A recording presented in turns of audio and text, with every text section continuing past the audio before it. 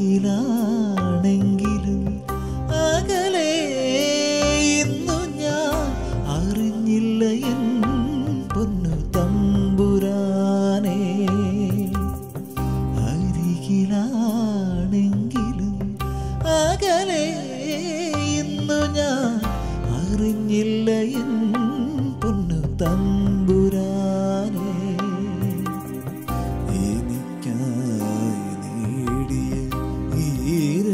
നിന്നുടെ തിരുമാറു പിളർന്നു കൊണ്ടെന്ന് ആ തിരുമാറു പിളർന്നു കൊണ്ടെന്ന് ആ തിരുമാറു പിളർന്നു കൊണ്ടെന്ന് അറിഞ്ഞില്ല ഞാൻ തമ്പുരാനെ.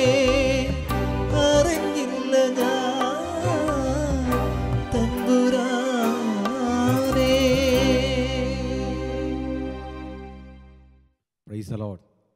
ഹല്ലേലൂയ. യേശുവേ നന്ദി, യേശുവേ സ്തുതി. നമുക്ക് പ്രാർത്ഥിക്കാം. പിതാവും പുത്രനും പരിശുദ്ധാത്മാവുമാകുന്ന ത്രിത്വൈക ദൈവമേ, അങ്ങയുടെ കരങ്ങളിൽ ഞങ്ങളെ പൂർണ്ണമായി സമർപ്പിക്കുന്നു. ജീവദായകമായ ദൈവികമായ ഈ തിരുവചനങ്ങൾ ശ്രവിക്കുന്ന ഞങ്ങളെ ഓരോരുത്തരെയും അവിടുന്ന് ആശീർവദിക്കണമേ. ഞങ്ങളെ അവിടുന്ന് ശക്തിപ്പെടുത്തണമേ. ഞങ്ങളോട് അനന്തമായ സ്നേഹത്തെ പ്രതി അപ്പത്തോളം ചെറുതായി മാറുവിളക്കുന്ന സ്നേഹവുമായി അൽത്താരയിൽ സന്നിഹിതനാകുന്ന ദിവ്യ ഈശോയെ അനുഭവിച്ചറിയുവാൻ പരിശുദ്ധാത്മാവ് വഴി കൃപയേകണമേ. പരിശുദ്ധ ദേവമാതാവേ, ഞങ്ങൾക്ക് വേണ്ടി പ്രാർത്ഥിക്കണമേ. ആമേൻ. Praise the Lord. ഹല്ലേലൂയ. പ്രിയമുള്ളവരെ, കുർബാനയിൽ പങ്കെടുക്കുമ്പം കുർബാനയിലെ കാഴ്ചയർപ്പണത്തെക്കുറിച്ച് പലരും ചോദിക്കാറുണ്ട്. ബലിവസ്തുക്കൾ ഒരുക്കുന്നത്, അക്ഷരാർത്ഥത്തിൽ ഈ ബലിവസ്തുക്കൾ അപ്പവും വീഞ്ഞുമാണ്. അപ്പമാകുന്നതിന് മുമ്പ് മുന്തിരിച്ചെടി ഗോതമ്പ് മണികളെ ഉരലിലിട്ട് ഇടിച്ചു പൊടിച്ച് ആണ് മാവാക്കി അത് അപ്പമാക്കിയെടുത്തത്. വീഞ്ഞാകുന്നതിന് മുമ്പ് മുന്തിരിപ്പഴം മുറിച്ചെടുക്കപ്പെട്ട് ചാക്കിലിട്ട് ആട്ടിപ്പിഴിഞ്ഞത്. പിഴിയപ്പെടുന്നതും പൊടിക്കപ്പെടുന്നതുമായ ഒരു ദിവ്യരഹസ്യം കുർബാനയിൽ ആഘോഷിക്കപ്പെടുക. കുർബാനയിൽ ബലിവസ്തുക്കൾ ഉയർത്തിപ്പിടിച്ച് ആഘോഷമായി ഒരു പ്രൊസക്ഷനായി ബലിപീഠത്തിൽ സമർപ്പിക്കുന്ന രംഗമൊക്കെ പൗരസ്ത്യ ആരാധനക്രമത്തിലുണ്ട്. മിശിഹായുടെ പീഡാനുഭവ യാത്രയാണ് അക്ഷരാർത്ഥത്തിൽ കുർബാനയിൽ ആഘോഷിക്കുക. വാസ്തവത്തിൽ കാഴ്ചയർപ്പണം മിശിഹായുടെ പീഡാനുഭവ രഹസ്യത്തിൻ്റെ ആഘോഷമാണ്. ഞാനിത് പറയുമ്പം എൻ്റെ മനസ്സിൽ ഓർമ്മ വരുന്ന ഒരു സംഭവം, ഞങ്ങളുടെ ധ്യാനകേന്ദ്രത്തിലെ ഡയറക്ടർ അച്ഛൻ ഫാദർ ജോസ് ഉപ്പാണിയിൽ, അദ്ദേഹത്തിൻ്റെ വ്യക്തിജീവിതത്തിലൊരു അനുഭവമാണ്. അത് പലപ്പോഴും അദ്ദേഹം പ്രസംഗത്തിൽ പറയുന്നത് ഞാൻ കേട്ടിട്ടുണ്ട്. അത് ഇപ്രകാരമാണ്: ചേർത്തലയിൽ മരത്തോട്ടം സെൻറ്റ് സെബാസ്റ്റ്യൻ പള്ളി വികാരിയച്ഛനായിട്ടിരിക്കുമ്പം ഉദയംപേരൂർ സുനോദോസ് ദേവാലയത്തിൽ, തൃപ്പൂണിത്തറയിലെ ഉദയംപേരൂർ സുനോദോസ് ദേവാലയത്തിൽ ഇടവക ധ്യാനം നടക്കുകയാണ് സെൻറ്റ് ജോർജ് പള്ളിയിൽ. തൊട്ടടുത്ത് സ്റ്റെല്ല മരിയ കോൺവെൻ്റാണ്. ധ്യാനം കഴിഞ്ഞ് ധ്യാനഗുരുവിനും ടീമംഗങ്ങൾക്കും ഭക്ഷണം അവിടെ നിന്നാണ്. അവസാന ദിവസം ധ്യാനം അവസാനിപ്പിച്ച് ചേർത്തലയിൽ തിരിച്ചെത്തേണ്ടതുണ്ട് അച്ഛന്. അത് കാരണം അച്ഛൻ വളരെ വേഗത്തിൽ മഠത്തിലെത്തുന്നു. ഭക്ഷണം കഴിക്കാൻ വേണ്ടി ഭക്ഷണം കഴിക്കുക. അപ്പോൾ ഈ സമയത്ത് അവിടുത്തെ സിസ്റ്റേഴ്സ് അച്ഛനോട് പറഞ്ഞു, അച്ഛൻ ഞങ്ങൾക്ക് വേണ്ടി ഒന്ന് പ്രാർത്ഥിക്കണേന്ന് പറഞ്ഞു. അങ്ങനെ ആ കോൺവെൻറ്റിൽ വെച്ച് അപ്പോൾ തൊട്ടടുത്ത് സ്കൂളൊക്കെ ഉണ്ട്, സ്റ്റെല്ല മരി സ്കൂളൊക്കെ ഉണ്ട്. അതുകൊണ്ട് കുറച്ച് സിസ്റ്റേഴ്സ് അവിടെയുണ്ട്, പ്രായമുള്ളവരും പ്രായം കുറഞ്ഞവരും ഒക്കെ ഉണ്ട്. അപ്പോൾ അവർക്കൊക്കെ വേണ്ടിയിട്ട് അച്ഛൻ പ്രാർത്ഥിച്ചു. പ്രാർത്ഥന കഴിഞ്ഞപ്പോൾ ആ ഗ്രൂപ്പിലെ ഏറ്റവും പ്രായം ചെന്ന സിസ്റ്റർ ഉച്ചത്തിൽ കരയാൻ തുടങ്ങി. ഒരു അപ്രത്യക്ഷമായിട്ട് സംഭവിച്ച പലരും പരിഭ്രമിച്ചു പോയി. അവർ ആശ്വസിപ്പിക്കാൻ ശ്രമിച്ചു.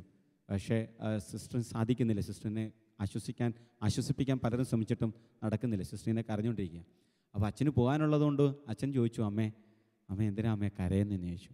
അപ്പോൾ ആ സിസ്റ്റർ കരഞ്ഞുകൊണ്ട് തന്നെ പറയാം, അച്ഛാ ഞാൻ കഴിഞ്ഞ 10-50 വർഷമായിട്ട് മുടങ്ങാതെ കുർബാന പങ്കെടുക്കും. അപ്പോൾ കുറേ വർഷങ്ങളായിട്ട് സിസ്റ്റർ മുടങ്ങാതെ കുർബാന പങ്കെടുക്കുന്നുണ്ട്. ഓരോ കുർബാനയിലും ബലിയർപ്പിക്കാനായിട്ട് വരുമ്പോഴേ കയ്യിൽ ഒരുപിടി നിയമങ്ങളുണ്ട് സിസ്റ്ററിന്. സിസ്റ്ററിന് വ്യക്തിപരമായ ആവശ്യങ്ങളും ആഗ്രഹങ്ങളും അതിനോടപ്പുറം കഷ്ടപ്പെടുന്ന, ദുരിതം അനുഭവിക്കുന്ന രോഗികൾ, വേദനിക്കുന്നവർ, ഇങ്ങനെ അനേകം പേരുണ്ട്. പാപത്തിൽ കഴിയുന്നവർ, ഇവരെയൊക്കെ ബലിപീഠത്തിൽ സമർപ്പിക്കാറുണ്ട്. കൊച്ചു ത്രേസ്യ 14 വയസ്സുള്ള സമയത്ത് ഫ്രാൻസീനിയെ കർത്താവിൻ്റെ മുമ്പിൽ ബലിപീഠത്തിന് മുമ്പിൽ സമർപ്പിച്ചതുണ്ട്. അവിടെ തൂക്കിക്കൊല്ലാൻ വിധിച്ചതാണ് ഈ ഫ്രാൻസീനിയെ. അവൻ 12 വയസ്സുള്ളൊരു കുട്ടിയടക്കം കൊല ചെയ്തതാണ്. അതിനാൽ അവനെ ഫ്രഞ്ച് ഗവൺമെൻറ് തൂക്കിക്കൊല്ലാൻ വിധിച്ചു. അവനെ കുമ്പസാരിപ്പിക്കാൻ പോയ വൈദികൻ അവൻ ദേഷ്യപ്പെട്ടു. അവനൊരു വിശ്വാസമില്ലായിരുന്നു, അവന് നിരീശ്വരവാദിയെപ്പോലായിരുന്നു, കഠിനഹൃദയനായിരുന്നു. പ്രിയമുള്ളവരെ, ഇത് അറിഞ്ഞ പത്രവാർത്ത വായിച്ച് ആൾക്കാർ വായിച്ച് കേട്ട് അതിനെക്കുറിച്ച് ചർച്ച ചെയ്യുന്നത് കേട്ട ഈ 14 വയസ്സുള്ള കൊച്ചു ത്രേസ്യ അവിടെ ഹൃദയം തേങ്ങി. അവൾ ഈശോയോട് പറഞ്ഞു, ഈശോയെ, അവൻ മരിക്കുന്നതിന് മുമ്പ് ഉത്തമ മനസ്താപത്തോടുകൂടി അവൻ മരിക്കാൻ ഇടയാക്കണേ, മനസ്താപത്തോടെ പാവത്തെക്കുറിച്ച് പശ്ചാത്തപിക്കാൻ ഇടയാക്കണേ കർത്താവേ എന്ന് പറഞ്ഞു. അവൾ സമർപ്പിച്ചു. അവളുടെ ചേച്ചീനെ സെലിനോട് അവളുടെ കയ്യിലിരിക്കുന്ന ചെറിയ തുക ഏൽപ്പിച്ചിട്ട് പറഞ്ഞു, ഈ അരിച്ചനോട് പറയണം, നീയൊരു നിയോഗമുണ്ട്, ആ നിയോഗം അവളുടെ മനസ്സിലുണ്ട്, ആ നിയോഗത്തിന് സമർപ്പിക്കണമെന്ന്. കൊച്ചു ത്രേസ്യയുടെ നിയോഗം ഇതായിരുന്നു, ബലിവേദിയിലെ നിയോഗം. കർത്താവെ, ഫ്രാൻസീനിക്ക് ഉത്തമ മനസ്താപം ഉണ്ടാകണം. പ്രിയമുള്ളവരെ, അവൻ മരണത്തിന് മുമ്പ് ആ മരണത്തിന് സാക്ഷ്യം വഹിക്കാൻ നിൽക്കുന്ന ഡോക്ടർ, അവിടുത്തെ ചാപ്ലിനുണ്ട്, വൈദികൻ, ഒരു കുരിശുരൂപം പിടിച്ചിരിക്കുക. കുരിശിനെ വെറുത്തിരുന്നവൻ, വൈദികനെ വെറുത്തിരുന്ന ശുശ്രൂഷയെ, ഒരു പൗരോഹിത്യ ശുശ്രൂഷ വെറുത്തിരുന്ന ആൾ, കൂദാശയെ അവഗണിച്ചിരുന്ന ആൾ കരയാൻ തുടങ്ങി. കുരിശ് പിടിച്ച് ചുംബിച്ചതിന് ശേഷമാണ് ഈശോ എന്നെ സ്നേഹിക്കുന്നു പറഞ്ഞുകൊണ്ടാണ് ആ മരണത്തെ പുലുകിയത്. എൻ്റെ പ്രിയപ്പെട്ടവരെ, അവന് മനസ്താവുണ്ടായി. ആ ഒരു പ്രാർത്ഥന, ബലിപീഠത്തിലെ നിയോഗം ശ്രദ്ധിച്ച് ഭാവിയായ മനുഷ്യരെ, നമുക്ക് ഇഷ്ടം പോലെ നിയമങ്ങൾ, നമ്മുടെ വ്യക്തിപരമായ സ്വാർത്ഥ താല്പര്യങ്ങൾക്ക് വേണ്ടി പ്രാർത്ഥിക്കണം. പ്രിയമുള്ളവരെ, ഇവിടെ നോക്കിയേ, ഈ സിസ്റ്റർ ഇതുപോലെ അനേക നിയമങ്ങൾ, പാപികളെ, രോഗികളെയൊക്കെ ബലിപീഠം സമർപ്പിക്കാം. അതുപോലെ സിസ്റ്റർ പറയുക, ഞാനിങ്ങനെ ഒരു പിടി നിയമങ്ങൾ ബലിപീഠത്തിൽ അപ്പത്തോടും വിഞ്ഞിനോടും ചേർത്ത് സമർപ്പിക്കണം. പുരോഹിതൻ ബലിവസ്തുക്കൾ ഒരുക്കി കുരിശാകൃതിയിൽ പിടിച്ചുകൊണ്ട് നമ്മുടെ രക്ഷയ്ക്ക് വേണ്ടി തന്നെ ബലിയർപ്പിക്കുന്നതിൻ്റെ പീഡാനുഭവത്തിന് പ്രാർത്ഥന ചൊല്ലാറുണ്ട്. മലബാർ കുർബാന പ്രാർത്ഥന ചൊല്ലുകയാണ്. അപ്പോൾ പെട്ടെന്ന് സിസ്റ്റർ പറയാം, ഞാൻ കരച്ചിൽ കേട്ട് കണ്ണു തുറന്ന് നോക്കുമ്പോഴത്തേക്കും അച്ഛനാ കരയുന്ന എനിക്ക് തോന്നിയതുണ്ട്. കണ്ണു തുറന്ന് നോക്കിയത്, ബലിപീഠ അൾത്താരിലേക്ക് നോക്കി, ഓൾട്ടറിലേക്ക് നോക്കി, മധുബഹയിലേക്ക് നോക്കുമ്പോൾ അവിടെ അച്ഛനെ കാണാനില്ല, ബലിയർപ്പിക്കുന്ന പുരോഹിതനെ കാണാനില്ല. ബലിപീഠം ഒരു കൊലക്കളമായിട്ട് മാറിയിരിക്കുക. ബലിപീഠത്തിലെ വെള്ള തുണിയൊക്കെ രക്തക്കളമായിട്ട് മാറിയിരിക്കുക. ഇറച്ചിക്കടയിൽ മാംസകഷ്ണങ്ങൾ തൊലിയുരിഞ്ഞെടുക്കപ്പെട്ട് കെട്ടിത്തൂക്കിയിട്ടിരിക്കുന്ന പോലെ ദേഹമാംസലം മുറിവേറ്റ് ഈശോ ബലിപീഠത്തിൽ കിടക്കുക. ഈശോയുടെ ശരീരത്തിൻ്റെ രക്തമെല്ലാം ഒഴുകുന്നുണ്ട്. അൾത്താരിൽ നിന്ന് ചീറ്റി താഴേക്ക് ഒഴുകിക്കൊണ്ട് ജനത്തിനടുത്തേക്ക് ഒഴുകുകയാണ്. പ്രിയമുള്ളവരെ, സിസ്റ്റർ വിചാരിച്ചു തോന്നലായിരിക്കുന്നു വിചാരിച്ചു. അന്ന് കണ്ണു തിരിഞ്ഞ് ഒന്നുകൂടെ നോക്കിയപ്പോൾ സിസ്റ്റർ തോന്നലല്ല, തുറന്ന കണ്ണുകൊണ്ട് കാണുക, ബലിപീഠത്തിൽ ഈശോ കിടന്ന് പിടയ്ക്കുക. അപ്പോൾ ഈശോ ബലിപീഠത്തിൽ കിടന്നുകൊണ്ട് സിസ്റ്റർ നോക്കിക്കൊണ്ട് പറയുക, സിസ്റ്റർ, മകളെ, ഇനി എന്തെങ്കിലും ഉണ്ടോ നിനക്ക് സമർപ്പിക്കാൻ, ഞാൻ ഏറ്റെടുത്തിരിക്കുന്നു. യേശയ്യാ പ്രവാചകൻ ക്രിസ്തുവിന് 725 വർഷങ്ങൾക്കും പ്രവചിച്ചില്ലേ പ്രിയമുള്ളവരെ? യേശയ്യാ പ്രവാചകന്റെ പുസ്തകത്തിൽ നമ്മൾ വായിക്കുന്നുണ്ട്. അവിടെ പറയുക, നമ്മുടെ വേദനകൾ, 53-ാമത്തെ അധ്യായത്തിൽ, നമ്മുടെ വേദനകളാണ് യഥാർത്ഥത്തിൽ അവിടുന്ന് വഹിച്ചത്, നമ്മുടെ ദുഃഖങ്ങളാണ് യഥാർത്ഥത്തിൽ ചുമന്നത്. നമ്മുടെ അതിക്രമങ്ങൾക്ക് വേണ്ടി അവിടുന്ന് മുറിവേൽപ്പിക്കപ്പെട്ടു, നമ്മുടെ അകൃത്യനിമിത്തം അതുകൊണ്ട് ക്ഷതമേൽപ്പിക്കപ്പെട്ടു. അവൻ്റെ മുറിവിനാൽ നാം സൗഖ്യമുള്ളവരായിത്തീർന്നു. പ്രിയമുള്ളവരെ, നമുക്ക് സൗഖ്യം ലഭിക്കാൻ, നമ്മുടെ വേദനകൾ മാറ്റാൻ, നമ്മുടെ ദുഃഖങ്ങൾ മാറ്റാൻ, നമ്മുടെ ഭാരങ്ങൾ കർത്താവ് ഏറ്റെടുക്കുകയാണ്. ബലിപീഠത്തിൽ ഈശോയുടെ പീഡാനുഭവ രഹസ്യം കുർബാനയിൽ ആഘോഷിക്കപ്പെടുന്നു. അടുത്ത ഭാഗത്തേക്ക് നമ്മളെ കൂട്ടിക്കൊണ്ടുവരിക.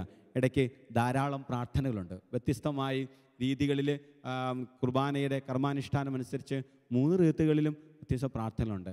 ആ പ്രാർത്ഥനയുടെ വിശദാംശങ്ങളിലേക്ക് പ്രവേശിക്കുന്നില്ല. ഞാൻ നിങ്ങളെ നേരെ ഓശാന പാടുന്നതിലേക്ക് കൊണ്ടുവരിക. ഈ പാഷൻ ക്രൈസ്റ്റിലൊരു രംഗമുണ്ട്. ഈശോയെ കുരിശുമരണത്തിന് വിധിക്കപ്പെട്ടതിന് ശേഷം ഈശോ വന്ന് കുരിശ് ഉമ്മ വെച്ചുകൊണ്ട് ചുംബിച്ചുകൊണ്ടെടുത്ത് തോളിലേറ്റിയതാണ്. ആ തോളിലേറ്റിയ ശേഷം നടക്കാൻ തുടങ്ങുമ്പോൾ തന്നെ ഈ സംവിധായകൻ ഉടനെ തന്നെ വേറൊരു ഭാഗം കാണിക്കുക. അതെന്നറിയാമോ? ഓശാനയാണ്, കഴുതപ്പുറത്ത് കയറി ഈശോ വരുന്നത്. ഇത് തിരിച്ച് ചിന്തിച്ചാൽ മതി, ഇത് തിരിച്ച് ചിന്തിക്കുക. അതായത് ഓശാന പാടുമ്പോൾ ഓർക്കണം, എങ്ങോട്ടാണ് യാത്ര? കാൽവരിയിലേക്ക്. കുഞ്ഞാട് ബലിയർപ്പിക്കപ്പെടാൻ പോകുക. ജെറുസലേമിൽ ദേവാലയത്തിൽ ബലിയർപ്പിക്കപ്പെടാനുള്ള കുഞ്ഞാട്, അതെ, മലമുകളിൽ കാൽവരിയിൽ ദൈവസാന്നിധ്യ സ്ഥലത്തെ ബലിയർപ്പിക്കപ്പെടാൻ പോകുക ഈശോ. അപ്പോൾ അടുത്ത രംഗം എന്താ? കാൽവരിയിലേക്കുള്ള കുരിശുമരണ രഹസ്യമാണ് കുർബാനയിൽ ആഘോഷിക്കപ്പെടുന്നത്. പ്രിയമുള്ളവരെ, റുഗാക്ഷണ പ്രാർത്ഥനയെക്കുറിച്ച് പറഞ്ഞ് സമയം പറയുന്നത്, കാരണം റുഗാക്ഷണ പ്രാർത്ഥന പൗരസ്ത്യ ക്രമം അനുസരിച്ച് സിറോ മലബാർ കുർബാനയിൽ നമുക്ക് കാണാൻ പറ്റും 4 ഗഹാന്ത പ്രാർത്ഥനയിലാണ്. അതായത് കൂദാശ വചന ശേഷമുള്ള മധ്യസ്ഥ പ്രാർത്ഥന കഴിഞ്ഞ് വരുന്ന പ്രാർത്ഥന കഴിയുമ്പോഴാണ്. എന്നാൽ ലാറ്റിൻ ക്രമം അനുസരിച്ച് റോമൻ റീത്തിൽ നമ്മൾ കാണുന്നത് മുൻപെയാണ്. പരിശുദ്ധാത്മാവിനെ വിളിച്ച് 2 പ്രാവശ്യം പ്രാർത്ഥനയുണ്ട് പരിശുദ്ധാത്മാവിനെ വെയിറ്റ് ചെയ്യുന്നത്. അതായത് പരിശുദ്ധാത്മാവ് ബലിവസ്തുക്കളും ആവശ്യിച്ച് കർത്താവിൻ്റെ ശരീരങ്ങളാക്കി മാറ്റുക. പരിശുദ്ധാത്മാവിനെ പൗത്രീകരിക്കുക, നമ്മൾ വിശുദ്ധീകരിക്കുകയാണ്, കർത്താവിൻ്റെ ശരീരങ്ങളാക്കി മാറ്റുകയാണ്. ഇവിടെ നമുക്ക് കൂദാശ രഹസ്യത്തിലേക്ക് വരാം. ഏറ്റവും കൂടുതൽ സമയമെടുത്തൊരു പക്ഷേ വിവരിച്ച കഴിഞ്ഞ 3 ഭാഗങ്ങൾ നമ്മൾ കണ്ടത് കുർബാനയുടെ ബലി സ്വഭാവത്തെക്കുറിച്ചാണ്. നമ്മൾ കാണുക, ഇതെൻ്റെ ശരീരമാകുന്നു, ഇത് നിങ്ങൾക്ക് വേണ്ടി ചിന്തപ്പെടുന്ന രക്തമാകുന്നു. അപ്പത്തിൻ്റെയും വീഞ്ഞിൻ്റെയും കൂദാശ വചനം എൻ്റെ മനസ്സിൽ പെട്ടെന്ന് വരുന്നത് 1998 ഡിസംബർ മാസം 26-ാം തീയതി മുതൽ ചിറ്റൂർ ധ്യാനകേന്ദ്രത്തിൽ നടന്ന യുവജന ധ്യാനമാണ് എൻ്റെ മനസ്സിൽ ഓർമ്മ വരുന്നത്. അപ്പോൾ ആ ധ്യാനത്തിൽ ഇന്നും യുവജന ധ്യാനമുണ്ട്. എബൈഡ് എന്ന പേരിലാണ് അറിയപ്പെടുന്നത്. എല്ലാ മാസവും മിക്കവാറും മാസമുണ്ട്. വർഷത്തിൽ 10 ധ്യാനമെങ്കിലും നമ്മൾ യുവജന ധ്യാനം നടത്താറുണ്ട്. പണ്ട് വർഷത്തിൽ 4 ധ്യാനമായിരുന്നു. അതായത് 2003 വരെ ഇങ്ങനെ ധ്യാനം നടന്നിരുന്നു എൻ്റെ ഓർമ്മയിൽ ഉപ്പാണിയച്ഛൻ്റെ കാലയളവിൽ അന്ന് ഷാലോ മീറ്റ് യുവജന ധ്യാനം എന്നറിയപ്പെടുന്നത്. അങ്ങനെ ഒരു ധ്യാനം നടക്കുകയാണ്. അതിലേക്ക് വരാം. പ്രിയമുള്ള ധ്യാനം നടന്നുകൊണ്ടിരിക്കുകയാണ്. ധ്യാനത്തിൻ്റെ അവസാന ദിവസം, അതിൻ്റെ തലേ ദിവസം, എനിക്ക് തോന്നുന്നത് 29-ാം തീയതി എന്നാണ്, 30-ാം തീയതി എന്നാണ് എൻ്റെ ഓർമ്മ. 31-ാം തീയതിയുണ്ട് ധ്യാനം. അപ്പോൾ ഈ തലേദിവസം കുമ്പസാരം കഴിഞ്ഞ ദിവസമാണ്. അന്ന് അന്ന് കുർബാന നടക്കുകയാണ് അൾത്താരയിൽ. ഞാൻ അൾത്താരയിൽ ശുശ്രൂഷനായിട്ടുണ്ട്. കുർബാന തുടങ്ങി. അച്ഛൻ ഇതിൻ്റെ ശരീരമാകുന്നു, രക്തമാകുന്നു എന്ന് പറയുന്നത്. അപ്പോൾ യുവജനങ്ങൾ വളരെ ഇമോഷണലായിട്ട് കുർബാനയിൽ അങ്ങ് പങ്കുചേരും, നിലവിളിച്ചുകൊണ്ടാണ് കുർബാനയിൽ പങ്കെടുക്കുക. പുരോഹിതൻ്റെ ശരീരമാകുന്നു പറഞ്ഞു. ബലിയർപ്പിക്കുന്ന കാർമ്മികൻ പറഞ്ഞു വീഞ്ഞെടുത്തുകൊണ്ട് ഇതിൻ്റെ രക്തമാകുന്നു പറഞ്ഞു. ഈശോയുടെ വാചകം ഉച്ചരിക്കുകയാണ്. ഇതിങ്ങനെ ചൊല്ലിക്കഴിഞ്ഞ ഉടനെ അപ്പം തന്നെ താഴ്ത്തി ഇച്ചിരി നേരം ചൊല്ലി. ആ സമയത്ത് പാട്ടൊന്നും പാടാൻ പാടില്ല. ആരാധനക്രമം അനുസരിച്ച് അതിനിടയ്ക്ക് ഗാനാലാപനം ഇല്ല. പക്ഷേ ധ്യാനത്തിലുമൊക്കെ ചിലർക്കൊക്കെ ഒരു അനുഭവമാകാൻ വേണ്ടി ചില ഗാനങ്ങളൊക്കെ 2 വരിയൊക്കെ പാടിപ്പോകുന്ന കണ്ടിട്ടുണ്ട്. ഇവിടെയും അങ്ങനെ സംഭവിച്ചു. ഈ ധ്യാനത്തിൽ അന്ന് യാക്കോബ സഭയിലെ മുളന്തുരുത്തിൽ നിന്ന് വന്ന ജോയി അച്ഛൻ്റെ കൂടെ ശുശ്രൂഷ ചെയ്യുന്ന യാക്കോബ സഭയിലെ സഹോദരങ്ങളാണ്. അവർ ഈ സന്ദർഭോചിതമായ ഒരു പാട്ടിതാണ് ഗാഗുൽത്തായിൽ ചിന്തിയ രക്തത്താൽ എന്നെ കഴുകണമേ. ഈ പാട്ടിങ്ങനെ ആവർത്തി പാടുക. ഗാഗുൽത്തായിൽ ചിന്തിയ രക്തത്താൽ എന്നെ കഴുകണമേ. അപ്പം ഒരു പ്രത്യേക രാത്രി അവന് ഉച്ചത്തിൽ പാടുക. ഈ പാട്ടിങ്ങനെ ആവർത്തിച്ച് പാടിക്കൊണ്ടിരിക്കുമ്പം പെട്ടെന്ന് ആരും എന്നെ തൊടുന്നതുപോലെ തോന്നി. അപ്പം ഞാൻ നോക്കിയപ്പം ബലിയർപ്പിക്കുന്ന അച്ഛനാ കാർമ്മികൻ ബലിപീഠത്തിൽ വെച്ചിട്ട് എൻ്റെ അടുത്ത് വന്ന് എന്നെ തട്ടി വിളിക്കും. ഞാൻ ആൾക്കാരെ നിൽക്കുന്നത് ബലിപീഠത്തോട് ചേർന്ന് ശുശ്രൂഷയാണ്. എന്നെ തട്ടി വിളിച്ചിട്ട് പറയാം, ജനത്തെ നോക്കി കണ്ണു തുറന്ന് നോക്കാൻ പറഞ്ഞു. ഞാൻ കണ്ണു തുറക്കുമ്പോൾ കാണുന്ന കാഴ്ച, പ്രിയമുള്ളവരെ, അവിടെ ആ മുൻനിരയിൽ 4-5 നിരയിൽ 4-5 നിര നിൽക്കുന്ന 2-3 നിൽക്കുന്നൊരു പെൺകുട്ടികളെ തട്ടിമറിച്ചുകൊണ്ട് ഉച്ചത്തിൽ നിലവിളിച്ചുകൊണ്ട് ഒരു ഭ്രാന്തിയെപ്പോലെ ആൾത്താരിലേക്ക് ഓടി കയറുക. അപ്പോൾ ആൾത്താരിലേക്ക് കയറുമ്പോൾ അവൾ ഞാൻ ബലിപീഠത്തെ തൊടാൻ ശ്രമിച്ചത് ഞാൻ ഫ്രണ്ടിലേക്ക് ചാടി വീണു. ഒറ്റ തള്ളുകളിൽ നിലത്ത് വീണു അവൾ. പെട്ടെന്ന് വോളണ്ടിയർമാർ വന്നു, സ്ത്രീകൾ വന്നു. അവർ വന്ന് അവളെ കൊണ്ടുപോയി ഡോർമെട്രി കൊണ്ടുവന്ന് അവളെ ലോക്ക് ചെയ്തു. അപ്പോൾ അവിടെ സ്ത്രീകളെ ഉണ്ട്, അവളെ നോക്കാൻ വേണ്ടിയിട്ട് ആൾക്കാരുണ്ട്. അതുകൊണ്ട് ഞാൻ ആൾക്കാരിൽ നിന്ന് പോയില്ല. പിന്നീട് എന്ത് സംഭവിച്ചെന്ന് എനിക്കറിയത്തില്ല. പിന്നീട് അടുത്ത ദിവസം കുർബാന അടുത്ത ദിവസം ധ്യാനത്തിൽ അനുഭവസാക്ഷ്യങ്ങൾ പറയുക. 100 കണക്കിന് യുവാക്കന്മാർ അനുഭവസാക്ഷ്യങ്ങൾ പറയുകയാണ്.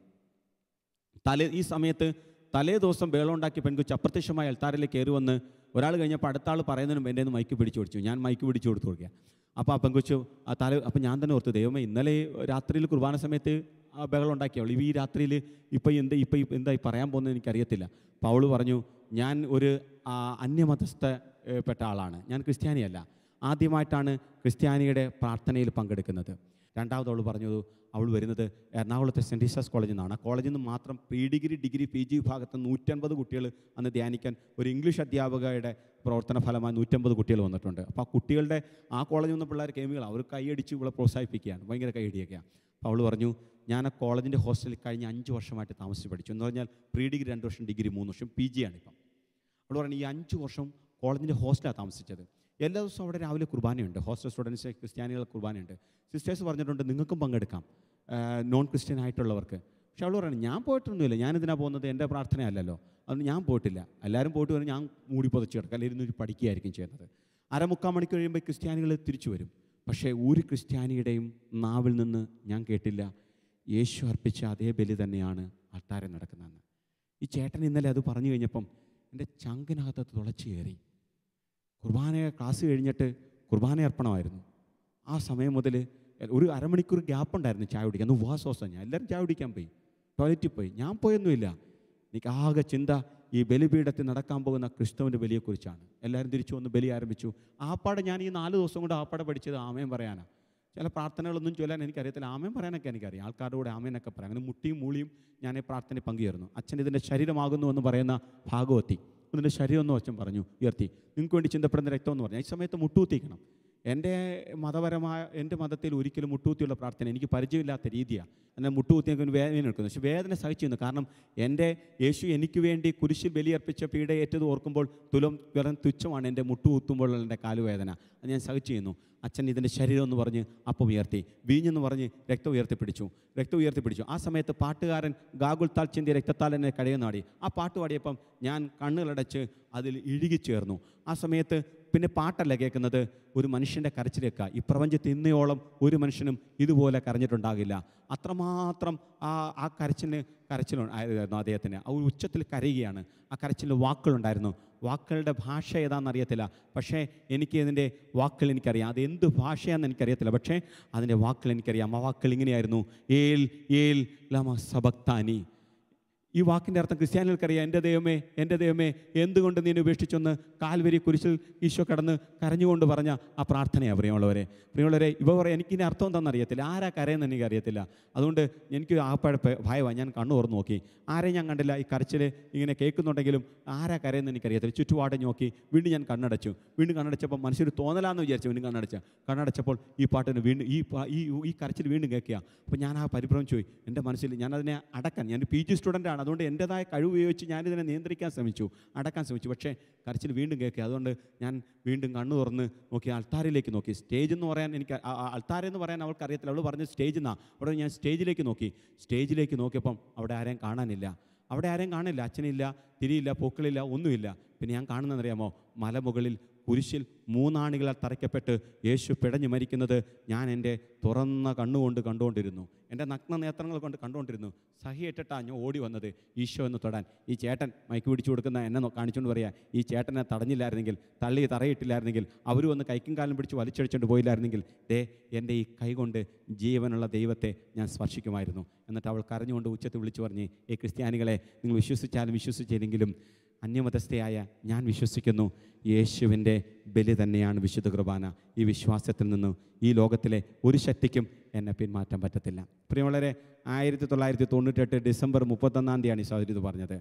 99 മുതൽ 2019 കഴിഞ്ഞ 20 വർഷമായിട്ട് എനിക്ക് കിട്ടിയ അവസരങ്ങളിലെല്ലാം ഞാൻ ഈ പെൺകൊച്ചിനെക്കുറിച്ച് പറഞ്ഞിട്ടുണ്ട്. 2010 സെൻറ്റ് സേവിയർസ് കോളേജ് ആലുവയിൽ ഞാൻ ഇതിനെക്കുറിച്ച് പറഞ്ഞുകൊണ്ടിരിക്കുക. കുർബാനയെക്കുറിച്ച് 1-ാം ദിവസമാണ്. അപ്പം ഈ കോളേജ് സ്റ്റുഡൻസിന് വേണ്ടി ധ്യാനത്തിന് ആദ്യ ദിവസം കുർബാനയെക്കുറിച്ചൊക്കെ പറഞ്ഞാൽ ചിലപ്പം അങ്ങോട്ട് ശരിയാകുകയല്ല, അവർക്ക് ഉൾക്കൊള്ളാനൊന്നും പറ്റത്തില്ല, പരുവായിട്ടില്ലല്ലോ. പക്ഷെ 1-ാം ദിവസം എനിക്ക് ഉച്ചയ്ക്ക് മുമ്പുള്ള സെക്ഷനായിരുന്നു. വേറൊരു അച്ഛൻ, എനിക്ക് പരിചയമുള്ളൊരു അച്ഛനാണ് ധ്യാനം നടത്തുന്നത്. അപ്പോൾ ഞാൻ ഇത് പറഞ്ഞുകൊണ്ടിരിക്കാം. പിള്ളേരൊക്കെ വളരെ അസത്വമാണ്, ചിരിക്കുകയും കളിക്കുകയും ചെയ്യുന്നുണ്ട്. ക്രൈസ്തവരല്ലാത്ത കുട്ടികളുണ്ട്. ജനലൊക്കെ ഇരുന്നുകൊണ്ട് വെറുതെ ലാഘവത്തോട് കേട്ടോണ്ടിരിക്കുക. പക്ഷേ ഈ പെൺകുട്ടിയുടെ ഈ അനുഭവം പറഞ്ഞപ്പോഴുണ്ടല്ലോ, ആ ഓഡിറ്റോറിയത്തിലുണ്ടായിരുന്ന എല്ലാ കുട്ടികളും 1000-ലധികം ഓരുണ്ട്. എല്ലാവരും നിശബ്ദരായി. ഒരു മുട്ടുസൂചി വീണാൽ അറിയാൻ പറ്റും. പെട്ടെന്ന് നിശബ്ദതയെ ഭേദിച്ചുകൊണ്ട് ഉച്ചത്തിലൊരു നിലവിളി കേട്ട് ഞാൻ ഈ പുറകിലേക്ക് നോക്കിയപ്പം വളരെ അടക്കവും ഒതുക്കമുള്ള വസ്ത്രധാരണമുള്ള ഒരു യുവതി എഴുന്നേറ്റ് നിന്ന് കൈയുയർത്തി കാണിക്കുക. ഞാൻ ചോദിച്ചു, നിങ്ങൾ ആരാണ്? ഇനി കയറി വരാൻ പറഞ്ഞു. പെട്ടെന്ന് അവർ ഓടി സ്റ്റേജിലേക്ക് കയറി വന്നു. ഞാൻ ചോദിച്ചത്, നിങ്ങൾ ആരാണ്?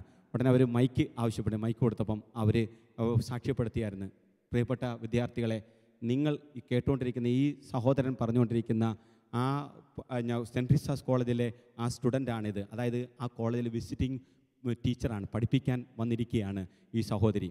പ്രിയമുള്ളവരെ, സഹോദരി പറയുകയാണ്, ഇയാൾ എന്നെക്കുറിച്ചാണ് പറയുന്നത്. ഞാൻ ആ പടം അന്തളിച്ചു. കാരണം ഞാൻ അന്ന് 98 കണ്ട ആളെ പിന്നീട് ഞാൻ കണ്ടിട്ടില്ല. ഒരുപാട് വേദികളിൽ പറഞ്ഞിട്ടുണ്ടെങ്കിലും എനിക്കാകെ ഇതായിപ്പോയി. പ്രിയമുള്ളവരെ, ആ സഹോദരി കരഞ്ഞുകൊണ്ട് പറയുക, പ്രിയമുള്ളവരെ, ഞാൻ തന്നെയാണ് വ്യക്തി. ഇന്ന് ഞാൻ ഒരു ക്രിസ്ത്യാനിയാണ്. ഇന്ന് ഞാൻ ഈ ബലി, ഇപ്പം ഞാനിത് പറഞ്ഞുകൊണ്ടിരിക്കുമ്പോൾ ഈ ലോകത്തിൻ്റെ ഏതെങ്കിലും കോണിൽ ജീവിച്ചിരിക്കുകയാണ് സ്ത്രീ, ആ സഹോദരി കേട്ടുകൊണ്ടിരിക്കുകയാണ്. പ്രിയമുള്ളവരെ, അപ്പം ഈശോയുടെ ബലി തന്നെയാണ് അൾത്താരിൽ അർപ്പിക്കപ്പെടുന്ന വിശുദ്ധ കുർബാന.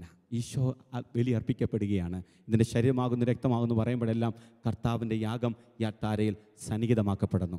തുടർന്ന് കുർബാനയിലെ പ്രധാനപ്പെട്ട പ്രാർത്ഥനകൾ കടന്നു പോവുകയാണ്. ഞാൻ പറഞ്ഞല്ലോ, മധ്യസ്ഥ പ്രാർത്ഥനയുണ്ട്.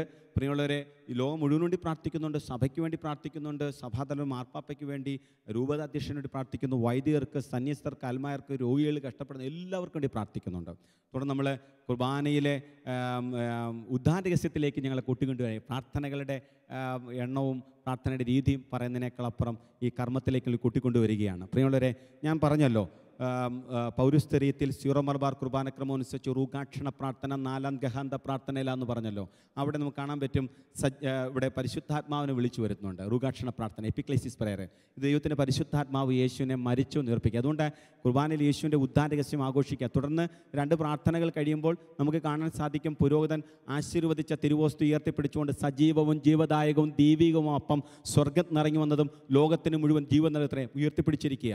അപ്പോൾ ആരെ ഉയർത്തിരിക്കുന്നത്? ഈശോ ദാ നമുക്ക് മുന്നിൽ പ്രത്യക്ഷപ്പെട്ടിരിക്കുക. എന്നിട്ട് അത് വിഭജിക്കും. വിഭജന ശുശ്രൂഷ എന്നറിയ ഭാഗത്തിന് വിഭജന ശുശ്രൂഷയാണ്. വിഭജിക്കും. എന്നിട്ട് അല്പം ഉയർത്തിപ്പിടിക്കുകയോ മുഴുവനായി ഉയർത്തിപ്പിടിക്കുകയോ ചെയ്തേക്കാം. അല്പം ഒന്ന് ഉയർത്തിപ്പിടിക്കുക, അല്ലെങ്കിൽ എല്ലാവർക്കും കാണത്ത രീതിയിൽ ഉയർത്തിപ്പിടിച്ചേക്കാം. പ്രിയമുള്ളവരെ, എന്തും ആയിക്കൊള്ളട്ടെ, വിഭജിച്ച് ഉയർത്തിപ്പിടിക്കുക എന്നതിനർത്ഥം ഈശോ ഉയർത്തെന്നിരിക്കുന്നു, മരണത്തെ പരാജയപ്പെടുത്തി ഉയർത്തെന്നിരിക്കുന്നു. ഉയർത്തെന്നിട്ട് യേശുവിൻ്റെ അടയാളം എന്താ? ശരീരത്തിൽ മുറിവ്. അപ്പോൾ മുറിച്ചുയർത്തിൻ്റെ അർത്ഥം എന്താ? ഉദ്ധിതനായ ക്രിസ്തു. റോമൻ കുർബാനക്രമം, അതിൽ ലത്തീൻ കുർബാനക്രമം അനുസരിച്ച് ഒരു ഭാഗം മുറിച്ച് കാസലിടും. എന്നർത്ഥം അറിയാം, യേശു മരിച്ചു അടക്കപ്പെട്ടിരിക്കുന്നതാണ്. അതിനുശേഷം മുറിച്ച കഷ്ണങ്ങൾ ഉയർത്തിപ്പിടിക്കുക. ഇത് ദൈവത്തിൻ്റെ കുഞ്ഞാട്, ഇത് ലോകത്തിൻ്റെ പാപങ്ങൾ നീക്കുന്നവൻ, ഈ ദിവ്യ കുഞ്ഞാട് വിരുന്നിന് ക്ഷണിക്കപ്പെട്ടിരിക്കുന്നവർ ഭാഗ്യവാന്മാർ. ആരായി കുഞ്ഞാട്? ഈ കുഞ്ഞാട് വിരുന്നെവിടെയാ? കുഞ്ഞാടിന് വിരുന്ന് സ്വർഗത്തിലാണ്. സ്വർഗത്തിലെ കുഞ്ഞാടാരാ? മരിച്ചവനെങ്കിൽ ഉയർത്തെഴുന്നേറ്റവൻ്റെ അടയാളം എന്താ? ശരീരത്തിൽ മുറിവുണ്ട്. അപ്പം മുറിച്ചുയർത്തിരിക്കുന്ന അർത്ഥം എന്താ? ഉയർത്തെഴുന്നേറ്റ ക്രിസ്തു. അപ്പോൾ കുർബാന ചെയ്യുന്നത് ഉദ്ധിതനായ ക്രിസ്തുവാണ്. മലങ്കര റീത്തില നമ്മൾ കാണുന്നത് സ്വർഗത്തിനിറങ്ങിയ തീക്കട്ടയാണ്. അപ്പം ആരാ ഇത്? മിശിഹ തന്നെയാണ്. അപ്പം പരിശുദ്ധാത്മാവിനെ വാഗ്ദാനം ചെയ്ത് സ്വർഗത്തിലേക്ക് എഴുന്നള്ളിയ ആ ഈശോ ഈ അത്താഴ സന്നിഹിതനാണ്. അപ്പോൾ അപ്പത്തിൽ ആരാണ്? മുറിച്ച് ഉയർത്തെഴുന്നേൽക്കുക. അപ്പോൾ ഉയർത്തെഴുന്നേറ്റ ക്രിസ്തുവാണ്. അപ്പോൾ കുർബാന സ്വീകരണം എന്താ? ഉദ്ധിതനായ ക്രിസ്തുവിനെ സ്വീകരിക്കലാണ്. ബെനഡിക്ട് 16 മാർപ്പാപ്പ ദ സ്പിരിറ്റ് ഓഫ് ദ ലിറ്ററച്ചി എന്ന പുസ്തകത്തിലേക്ക്, ലിറ്ററച്ചിയുടെ ചൈതന്യം മലയാളത്തിൽ മേടിക്കാൻ കിട്ടും, പുസ്തകത്തിനകത്ത് എഴുതിയിരിക്കുന്നതാണ്, ഇത് കേവലം ഒരു വസ്തുവല്ല, ഉദ്ധിതനായ ക്രിസ്തു തന്നെ. ചില മനുഷ്യരുടെ കുർബാന സ്വീകരണം കാണാം, കയ്യിൽ മേടിച്ച് എന്തോ സാധനം മേടിച്ച് തിന്നുന്നവർ തിന്നുകൊണ്ട് പോവാ, ചങ്ക് പറഞ്ഞു പോകുന്ന സമയത്ത് ഞാൻ കണ്ടിട്ടുണ്ട് പല സ്ഥലങ്ങളിൽ. എങ്ങനെ ഇതൊക്കെ സാധിക്കുന്നവർക്ക് ഉയർത്തെന്നിട്ട് ക്രിസ്തുവിനെ സ്വീകരിക്കുന്ന രീതിയാണോ ഇത്? എനിക്കറിയാൻ പാടില്ല. എൻ്റെ അനുഭവം ഞാൻ പറയുന്നത്. പ്രിയമുള്ളവരെ, ഒരു സാധനം മേടിച്ച് തിന്നുന്ന പോലെ അല്ല പ്രിയമുള്ളവരെ, കേവലം ഒരു വസ്തുവല്ലെന്ന് പറഞ്ഞില്ലേ, ഉദ്ധിതനായ ക്രിസ്തു തന്നെ മാംസരക്തങ്ങളോടും ശരീരാത്മാക്കളോടും ദൈവത്വത്തോടും മനുഷ്യത്വത്തോടും കൂടി മിശിഹ സമ്പൂർണ്ണനായി ഇവിടെയുണ്ട്. ഉദ്ധിതനായ ക്രിസ്തു സമ്പൂർണ്ണുണ്ട്. അവിടെ ഒരു ബൈബിൾ കൊട്ടേഷൻ കൊടുക്കുന്നുണ്ട് മാർപ്പാപ്പ. തിബേരിയസ് കടപ്പുറത്ത് അപ്പവും മീനും ചുട്ടുവെച്ച് കാത്തിരുന്ന ഉയർത്തെന്നിട്ട് യേശു. ആ ജീവനക്കർത്ത എനിക്കുള്ളതുപോലെ ശരീരം ഭൂതത്തിനുണ്ടോ എന്ന് ചോദിച്ചതാ. ഞാൻ ഭക്ഷിക്കുന്ന പോലെ ഭൂതത്തിന് ഭക്ഷിക്കാൻ പറ്റുമോ? ഇല്ല. ഉയർത്തെൻ്റെ കർത്താവിന് ശരീരമുണ്ട്. അതുകൊണ്ട് ശരീരരക്തങ്ങളോടും ആത്മാവോടും ദൈവത്വത്തോടും മനുഷ്യൻ മിശിഹ സമ്പൂർണ്ണം ഇവിടെയുണ്ട്. അപ്പോൾ കുർബാന സ്വീകരണം എന്ന് പറഞ്ഞാൽ വസ്തു സമാനമായ ദാനം ആഹാരിക്കലല്ല. മാർപ്പാപ്പ പറയുന്നതാണ് പുസ്തകത്തിൽ എഴുതിയിരിക്കുന്നത്. ഒരു സാധനം മേടിച്ചില്ല, വസ്തു സമാനമായ ദാനം ആഹാരിക്കലല്ല. പിന്നെയോ വ്യക്തിതലത്തിലെ മാറ്റമാണ്. അതായത് ഒരു വ്യക്തിയിലേക്ക് മറ്റൊരു വ്യക്തി കടന്നു വരുന്നു. മറ്റൊരു വ്യക്തി എന്ന് പറഞ്ഞാൽ ആരാ? ഉയർത്തെന്നിട്ട് ക്രിസ്തു. അതുകൊണ്ട് പറയാം, ഇവിടെ പറയുന്ന കുർബാന സ്വീകരണത്തിൽ പറയാ, എന്നിലേക്ക് പ്രവേശിക്കുവാൻ, എൻ്റെ ഭവനത്തിലേക്ക് പ്രവേശിക്കാൻ ഞാൻ യോഗ്യനല്ല പറയുക. അപ്പം ഉയർത്തെൻ്റെ ഒരു പേഴ്സണാണ്, ഉയർത്തെന്നൊരു ക്രിസ്തുവാണ് വരുന്നത്. എന്നിലേക്ക് പ്രവേശിക്കുന്ന അവിടുന്ന് തൻ്റെ സമക്ഷം സമർപ്പിക്കാൻ ക്ഷണിക്കുന്നു. എനിക്ക് മനസ്സിലാക്കാൻ സാധിക്കുന്നത് ഇതൊരു കൈമാറ്റമാണ്. എന്നെ പൂർണ്ണമായി കർത്താവിന് കൊടുക്കുക. ഇതല്ലേ വാസ്തവത്തിൽ ഉണ്ണീശോയുടെ കൊച്ചുത്രേസ്യ പറയുന്നത്? ആകാശത്തു നിന്ന് ഒരു തുള്ളി വെള്ളം ആഴിയിലേക്ക് വന്ന് വീണ് കഴിഞ്ഞാൽ അല്പസമയം കൊണ്ട് അത് ആഴിയായി മാറുന്നത് പോലെ, ഒരു തുള്ളി വെള്ളം മുകളിൽ നിന്ന് ആ വെള്ളത്തിലെ കടലിലേക്ക് വന്ന് വീണാൽ അലിഞ്ഞ് കടലായിട്ട് മാറുന്നത് പോലെ കുർബാന സ്വീകരിച്ച് കഴിയുമ്പം ഞാൻ ക്രിസ്തുവിലേക്ക് ചേരുക. മാർപ്പാപ്പ പറയുന്നതാണ്. എന്നിലേക്ക് പ്രവേശിക്കുന്ന അവിടെ തൻ്റെ സമക്ഷം സമർപ്പിക്കാൻ ക്ഷണിക്കുന്നു. ഇതുമൂലം ശ്ലീഹായുടെ വാക്കുകൾ പൂർണ്ണമാകുന്നു. ഗലാത്യർ 2:20 ബൈബിൾ കൊട്ടേഷൻ. എന്നറിയാമോ? ഇനിമേലിൽ ഞാനല്ല ജീവിക്കുന്നത്, എന്നെ ക്രിസ്തു ജീവിക്കുന്നു. അപ്പോൾ കുർബാന സ്വീകരണം എന്താണ്? ഉയർത്തെൻ്റെ യേശു നമ്മളിൽ ഒന്ന് വസിക്കുകയാണ്. നമ്മൾ ഈശോയിൽ അലിഞ്ഞേരി. ഞാൻ പണ്ട് മനസ്സിലാക്കിയിരിക്കുന്നറിയാം, എന്നിൽ യേശു അലിഞ്ഞു ചേരുമെന്നാണ്. വാസ്തവത്തിൽ അതല്ല. വാസ്തവത്തിൽ കുർബാനയിൽ ഞാൻ ക്രിസ്തുവിൽ അലിഞ്ഞു ചേരുകയാണ്. ഞാനില്ല, പിന്നെ ഈശോ മാത്രമേ ഉള്ളൂ. എങ്ങനെ അറിയാം എന്നിൽ ഈശോ ഉണ്ടെന്ന്? ഈശോ പറഞ്ഞില്ലേ, ഫലത്തിൽ നിന്നും വൃക്ഷത്തെ തിരിച്ചറിയാം. ഫലത്തിൽ നിന്നാണ് വൃക്ഷത്തെ തിരിച്ചറിയുന്നത്. അപ്പം നമ്മുടെ ജീവിതത്തിൽ നിന്ന് നമ്മൾ ക്രിസ്തു ഉണ്ടെന്ന് അറിയാൻ പറ്റും. നമ്മുടെ ജീവിതത്തിലൂടെ, നമ്മുടെ സാക്ഷി ജീവിതത്തിലൂടെ. അനുദിന ജീവിതത്തിൽ നാം മുറിക്കപ്പെടേണ്ടിയിരിക്കുന്നു. ചിലപ്പോൾ നമ്മൾ മറ്റുള്ളവരാൽ തെറ്റിദ്ധരിക്കപ്പെടും. നമ്മൾ മറ്റുള്ളവരാൽ അവഹേളിക്കപ്പെടുകയും ചെയ്യുന്നുണ്ട്.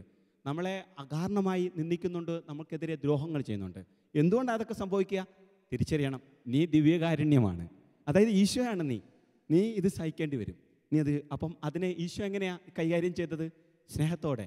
ശത്രുവിനെ സ്നേഹിക്കാൻ പറയാം. സ്നേഹിച്ചു അവൻ കുരിശിൽ കടന്നുകൊണ്ട്, പിതാവേ ഇവർ ചെയ്യുന്നത് എന്തെന്നറിയുന്നില്ല, ഇവരോട് ക്ഷമിക്കണേ. അപ്പോൾ പ്രായോഗിക ജീവിതത്തിൽ കുർബാനയായി മാറണം നമ്മൾ. അപ്പമായി ഈശോ അപ്പമായി മാറിയതുപോലെ, ഈശോ കുർബാനയായി മാറിയതുപോലെ നമ്മുടെ ജീവിതത്തിൽ നമ്മൾ മാറുകയാണ്, നമ്മൾ മാറ്റപ്പെടുകയാണ് ചെയ്യുന്നത്. അപ്പം ഈശോ നമ്മുടെ ഉള്ളിലേക്ക് കടന്നു വരുന്നു. ഉയർത്തെഴുന്നേറ്റ ക്രിസ്തു വരികയാണ്. ആ ഉദ്ധിതനായ ഈശോയെ അത്താരെ നമ്മൾ കാണുകയാണ്. പ്രിയമുള്ളവരെ, ഉദ്ധിതനായ ഈശോയെ അത്താരെ കാണുക. ചില ആൾക്കാർ ചോദിക്കാറുണ്ട്, ദിവ്യകാരുണ്യ ആരാധന എന്താണ്, കുർബാന എന്താണ്? പ്രിയമുള്ളവരെ, കുർബാനയുടെ തുടർച്ചയാണ്. കുർബാന എന്ന കൂദാശയുടെ തുടർച്ചയാണ് ദിവ്യകാരുണ്യ ആരാധന എന്നാണ് സഭയുടെ പ്രബോധനം. അപ്പം ദിവ്യകാരുണ്യ ആരാധന തുടർച്ചയാണ്. അപ്പോൾ ദിവ്യകാരുണ്യ സന്നിധിയിൽ നമ്മൾ പ്രാർത്ഥിക്കുക, ഉയർത്തെഴുന്നേറ്റ് ക്രിസ്തുവിൻ്റെ മുമ്പിൽ പ്രത്യാശ നിർഭരമായ ജീവിതത്തോടെ അവൻ ആശ്രമിച്ച് ജീവിച്ച് അവിടുത്തെ ആരാധിക്കുകയാണ് നമ്മൾ ചെയ്യുന്നത്. അപ്പം ഉയർത്തെഴുന്നേറ്റ് യേശു അൾത്താരയിൽ സന്നിഹിതമായിരിക്കുന്നു. അപ്പത്തിൻ്റെ രൂപത്തിൽ ഈശോ ഉണ്ട്. അപ്പോൾ ആ ഈശോയെ നമ്മൾ കാണുകയാണ് ചെയ്യുന്നത്.